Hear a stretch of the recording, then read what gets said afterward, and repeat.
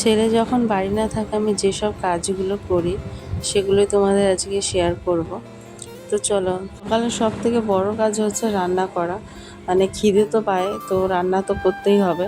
তো রান্নার কাজটা হলো সব থেকে একটা ঝামেলার কাজ আমার কাছে মনে হয়। তো যাই হোক, আরও বাচ্চা কাচ্চা থাকলে আরও বেশি ঝামেলা মনে হয়। তো রান্না বান্না হয়ে গেছে সকালে, তো এখন আমি ওভেনটাকে ভালো করে পরিষ্কার করে নেব, তারপরে ঘরটাকে মুছবো। তো চলো, তোমাদের সাথে ঘরটা মুছতে মুছতে একটা কথা শেয়ার করছি। জানো তো, যেদিন থেকে আমি ভাড়া বাড়িতে এসে থাকা শুরু করছি তার 2-3 দিন পর থেকেই আমার ছেলে আমার বাপের বাড়ি গিয়ে থাকে। মানে 2-3 দিন বাদে বাদেই ও আমার মার কাছে গিয়ে থাকে। মানে এটা ওর ভালোর জন্য আর কি করছি। অনেকে হয়তো ভাবে যে আমি ছেলেকে ভালো রাখতে চাই না বা ছেলেকে পছন্দ করি না, ভালোবাসি না, এর জন্য আমার কাছ থেকে দূরে দূরে রাখি। কিন্তু আমার মনে হয় একজন মার থেকে বেশি আর কেউ তাকে ভালোবাসতে পারে না।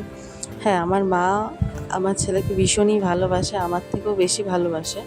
তো আমার মা না থাকলে এটা সত্যি কথা বলতে সম্ভবই হতো না। আমার মা ছিল বলেই আমি ছেলেকে এতটা পর্যন্ত মানে ভালোভাবে মানুষ করতে পেরেছি। আগে সামনেও হয়তো মার কারণেই সব কিছু পারবো আর শিখবো মার কাছ থেকে অনেক কিছুই। যাই হোক, দেখো, অনেকেই অনেক কথা বলবে, কিন্তু লোকের কথা তো শুনলে আর চলবে না। তোমার সন্তানকে তোমার থেকে বেশি আর কেউ ভালোবাসবে না। তো যাই হোক, দেখো, অনেক কথা বলে ফেলেছি। ঘর মোছা কমপ্লিট হয়ে গেছে। আর এদিকে বিকেলবেলা দেখো ছেলে চলে এসছে, আর এসেই আমাকে খুঁজছে, আর আমি ছিলাম লুকিয়ে, আর ও তাও আমাকে খুঁজে